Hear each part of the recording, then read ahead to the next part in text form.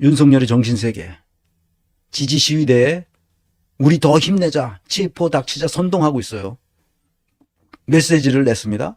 메시지를 읽어보겠습니다. 이놈이 무슨 짓을 했는지. 자유와 민주주의를 사랑하는 애국시민 여러분, 모여서 자기를 보유하라 이거지. 새해 첫날부터 추운 날씨에도 이 나라의 자유민주주의 헌정 질서를 지키기 위해 이렇게 많이 나와 수고해 주셔서 정말 감사합니다. 저는 실시간 생중계 유튜브를 보고 여러분께서 애쓰시는 모습을 보고 있습니다. 정말 고맙고 안타깝습니다. 그리고 추운 날씨에 건강 상하지 않을까 걱정도 많이 됩니다. 나라 안팎의 주권 침탈 세력과 반국가 세력의 준동으로 지금 대한민국이 위험합니다. 저는 여러분과 함께 이 나라를 지키기 위해 끝까지 싸울 것입니다. 국가나 당이 주인이 아니라 국민 한 분 한 분이 주인인 자유민주주의는 반드시 승리합니다. 우리 더 힘을 냅시다. 정말 감사하고 또 감사합니다. 새해 여러분 건강과 건승을 빌겠습니다. 이게 다 개소리인데도 불구하고 이것을 믿는 사람들이 있어요. 이게 다 거짓말이잖아. 실시간 생중계 유튜브를 듣는 거는 맞는 것 같아요. 근데 국권 침탈 세력이 어디 있어 지금. 뭐 한두 명 있을지 몰라. 반국가 세력이 지금 어디서 준동하냐고. 지금 이런 거에 그 선전에 녹아나는 사람들이 바로 반국가 세력이지. 이 정신세계를 보고 내가 페이스북에다 이렇게 썼어요. 윤석열이 정신세계와 그 행보, 그 다음 행보. 그는 오랫동안 허가받은 범죄 집단이라고 정의했던 검찰 조직에서 생활했다. 범죄 집단에서의 기억이 온 몸의 세포에 스며들었을 것이다. 그러니까 범죄 집단이잖아요. 지금 검찰은 범죄 집단일 뿐이에요. 그때 자기네들이 유리한 어떤 것을 만들어내는 아주 더러운 범죄 집단이란 말이죠. 아주 더럽고 지저분한 악마적 잡동사니의 기억, 즉 반지성과 폭력성과 그리고 도덕적 윤리적 무감각이 윤석열을 휩싸고 있음이 분명하다. 뭡니까? 도덕 감정론에서 말했던 어떤 공감도, 어떤 impartial spectator, 공정한 관찰자도, 어떤 사회적 조화도 나타나지 않는, 그래서 인간으로서의 기본 정신이 훼손된 악마적 환경에서 살아왔던 그의 정체성은 이미 여러 차례 드러났었다. 그러나 많은 사람이 이미 그의 정체성을 알고 있었지만 일부 권력 노름에 취한 몰지각한 사람들은 그 사실을 외면했다. 이게 누구야 이게? 문재인이죠.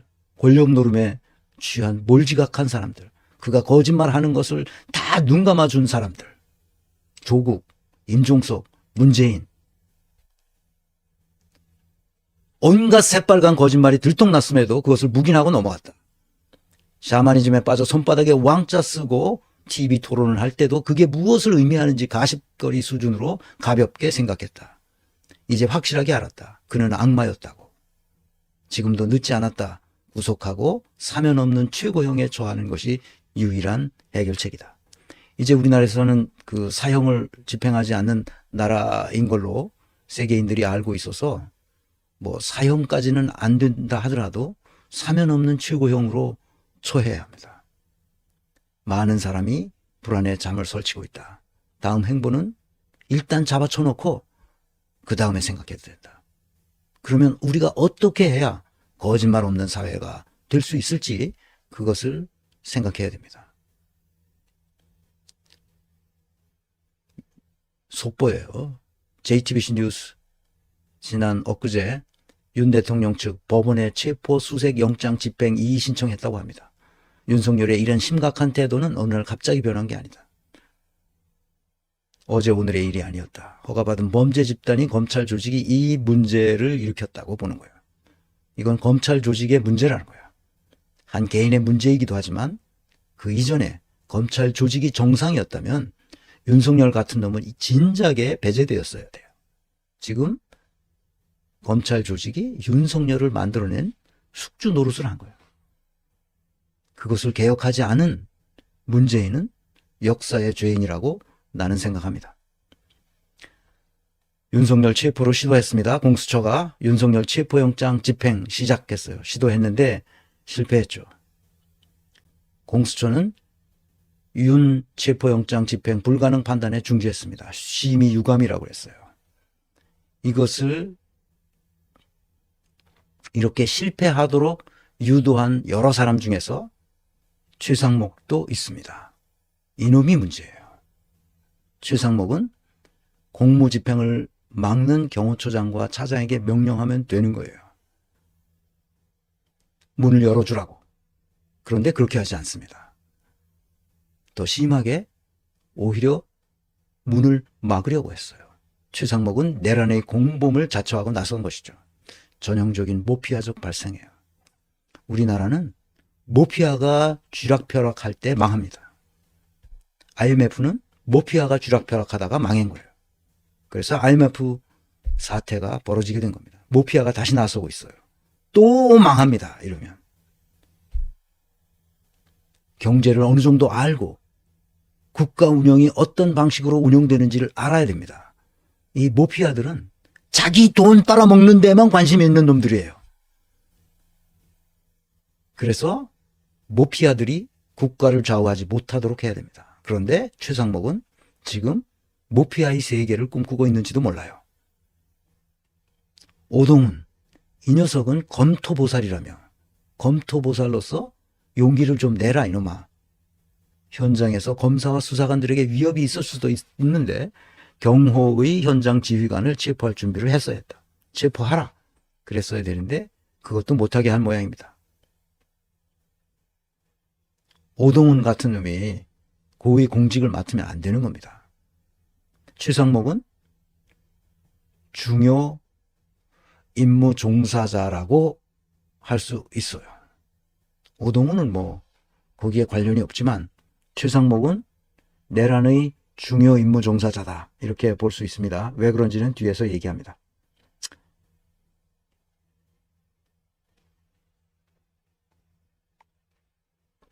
봅시다.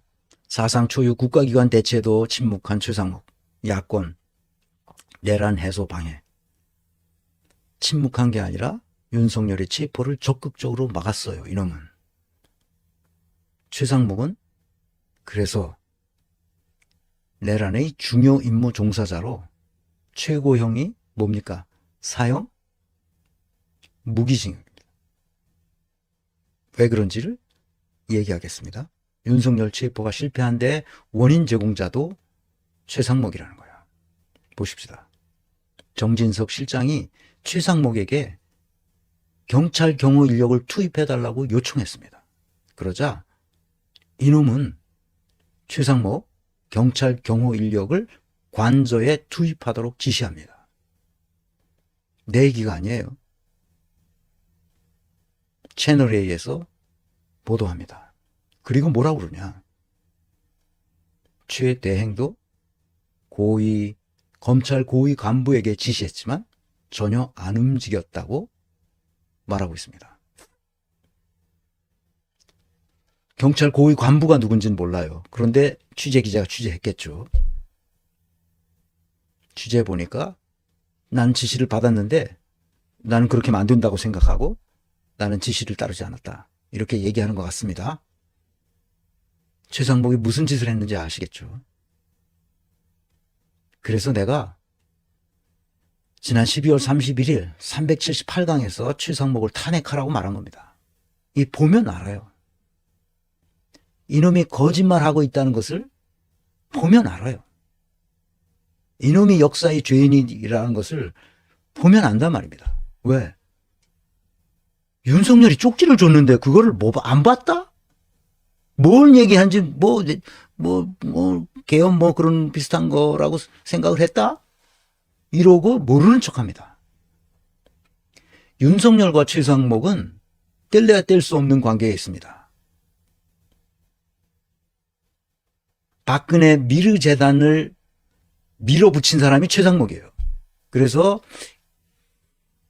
김의겸 의원이 그 페이스북에다 그렇게 쓰잖아요. 최상목이 수사를 받았다고. 그래서 최상목은 기소될 줄 알았다고. 왜냐하면 미르재단을 밀어붙인 게 최상목이거든. 그런데 아무도 없이 아무 벌도 받지 않고 싹 빠져나왔어요. 그리고 그게 심했다고 생각했는지 1년간 필리핀에 가 있었다 그러잖아요. 그때 누가 봐줬습니까? 그때 수사검사가 누구야? 윤석열이었거든. 최상목이 3년 아래래요. 3년 후배예요. 그렇지. 60년생이고 최상목이 63년생이니까 3년 아래일 거 아니야. 3년 후배가 와서 그 전형적인 그 아첨의 광기로 뭐 이것저것 아첨을 했겠지. 관료 조직에서 평생 있었으니까. 그래서 최상목은 어디로 가고 싶어 했다고? 금융위원장을 하고 싶었다는 거지. 윤석열 정부 들어서. 그런데 너무 애지중지하는 윤석열이 최상목을 자기 옆에다 놓고 싶었던 거야. 그래서 경제수석을 시킨 거지. 그래서 윤석열은 최상목의 지금 자금 완전 차단하라는, 그리고 임금, 국회 임금도 다 끊고 국회가 쓸 모든 자금을 차단하라는 쪽지를 내린 거지. 이거 한겨레 신문 오늘자 단독입니다. 그 쪽지에 무슨 내용이 적혔는지를 이제 공개된 거죠. 무슨 쪽지에 무슨 내용이 있었냐? 이런 내용이 있었어요. 4일 한겨레 취재를 종합하면 경찰, 검찰 비상계엄 특수본, 그러니까 박세현 고검장이 맡고 있는 거기에서 비상계엄 선포 직후 윤석열이 최 부총리에게 건넨 비상계엄 선포 뒤 조치사항의 내용을 파악했다. 최 장관이 받은 쪽지에는 뭐가 있다고? 예비비를 조속한 시일 안에 충분히 확보해 보고할 것. 국회 관련 각종 보조금, 지원금, 각종 임금 등 현재 운영 중인 자금 등 완전 차단할 것. 셋째, 국가 비상 입법기구 관련 예산 편성 등 내용이 적혔어요. 몰랐다 이걸? 말 같은 소리를 해야지. 말 같은 소리. 내가 이 쪽지, 최상목이 쪽지, 난 모르고 그냥 그게 뭔지 보지도 않고 난 주머니에 넣었다가 내가 차고 한번 줬다. 이런 개소리를. 아니, 이런 미친놈이 있나. 이 중요한 상황에서 쪽지를 받았는데 그게 내용이 뭔지 몰랐다? 뭐 계엄 관련 뭐 이런 거라고 생각했다? 그런 느낌이 있었다? 이게 거짓말이라는 거예요, 이게. 거짓말에서부터 뭐가 생긴다고? 죄가 들어오고, 악이 들어오고, 그래서 악행을 항하고, 그리고 비참한 종말을 맞는다는 거예요. 이 거짓말하는 놈. 왜 거짓말을 해야 됐을까?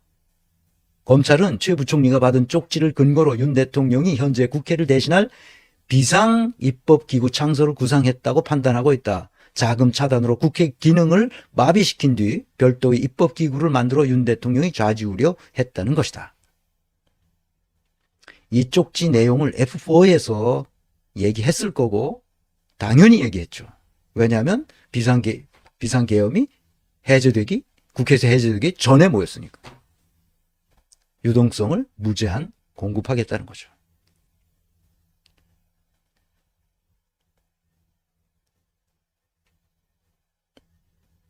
이창용, 이놈도 미쳤다고 봅니다. 하는 총재, 최상목 헌법재판관 임명은 경제 고려한 불가피한 결정이었다고 쉴드를 칩니다. 최상목을 두둔하다니. 차라리 정치를 해라 이놈아. 최상목을 두둔하는 이유를 알 수 있게 됐어요. F4에서 같이 논의했단 말이에요. 그러니까 최상목을 두둔할 수밖에 없지. 이창용이 뭐라 그랬습니까? 그 최상목은 그때 나와서 나는 반대하고, 크게 반대하고 나는 그냥 나왔다고 그런 얘기를 했어. 그래서 하는 총재가 그런 얘기를 할 때는 뭐 그럴 만한 이유가 있었겠나 보다 하고 받아들였어요. 말을 하는데 그럼 그런가 보다 하지. 말하는 걸 보니까 이창용이 요놈도 걸려든 거예요. 뭐냐?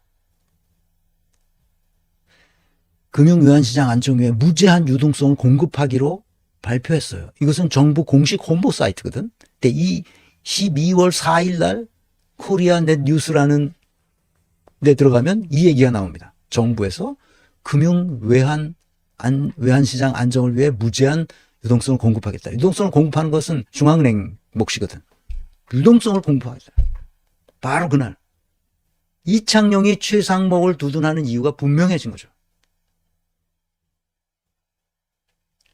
F4 회동에서 최상목의 말을 듣고 무슨 생각을 했을까? 이창용 이놈이. 무제한 유동성을 공급해야 된다고 생각한 거지. 당연히 그렇게. 그러니까 비상계엄 자체가 불법이고 잘못됐고 이것을 막아야 한다고 생각한 놈이 없었다는 거야, 거기서. 그 순간에서. 나중에 해제됐으니까 이제 그때 아무것도 없었던 걸로 지금 만들려고 하는 거지. 우리는 거기에 관여 안 했다. 지금 만들려고 이창용이 거짓말을 지금 하고 있다고 보는 거야. 그래서 최상목과 이창용 이 두 놈이 모두 미친 거예요. 지금 거기서 빠져나와야 된 거예요. 자기가 그 비상계엄을 실제로 하라고 그러니까 준비했단 말이에요. 준비해가지고 유동성을 무제한으로 공급하겠다. 그리고 차관보에게 줬던 쪽지는 왜 차관보였어? 네가 검토해라. 이거 자 조치하기 위해서는 어떻게 해야 될지 네가 검토해라. 얘기했을 거라고. 자, 뭘 보면 알 수 있느냐? 계엄 해제 의결 1시간 21분 전 최상목 등 F4 회의록을 꺼내야 됩니다. 회의록을 수사해야 돼요. 그러니까 우석진 교수가 얘기한 거예요. 이거는 12월 13일 날인데 벌써 꽤 이전 얘기죠. 계엄이 떨어지고 한 열흘 만에 나온 얘기예요. 우석진 교수가 경제학과 교수니까 항상 이 F4에 관심이 많은 거죠. 이렇게 기사가 났습니다. 오마이뉴스예요. 윤석열 씨가 비상계엄을 선포했던 12월 3일 오후 11시 40분 비상계엄이 해제되기 바로 1시간도 전이죠. 최상목 부총리 겸 기획재정부 장관은 은행연합회 회관에서 한국은행 총재 금융위원장 금감원장과 함께 이른바 F4 회의를 긴급 개최했어요. 같은 시각 국회 상공의 헬기가 출연했다. 계엄 해제 여부가 불투명한 상황에서 열렸던 회의였다. 그리고 12월 4일 오전 0시 44분 한국은행은 정부는 금융외환 시장 안정을 위해 무제한 유동성 공급 등 가용한 모든 시장 안정 조치를 총동원할 계획이란 내용의 보도자료로 F4 회의 결과를 언론에 알렸다. F4 회의 이후 기획재정부에는 1급 이상 간부 회의가 곧바로 이어진 것으로 알려졌다. 뭔 얘기인지 알겠죠? 그 쪽지의 내용을 정확히 알고 F4를 소집해서 무제한 유동성 공급을 하겠다고 보도했단 말이야. 홍보를 한 거지. 걱정하지 말라. 이 계엄은 괜찮다. 이렇게 얘기한 거지. 최상목이 윤석열이 쪽지가 별거 아닌 것으로 말한 이유를 이제서야 알게 된 거죠. 내란의 중요 임무 종사자였습니다. 나는 그렇게 생각합니다. 내란의 중요 임무 종사자가 이 최상목이었고 이창용이었다. 이렇게 보는 거죠. 뭐 아니면 아닌 이유를 대보세요. 내가 업데이트 해줄 수 있습니다.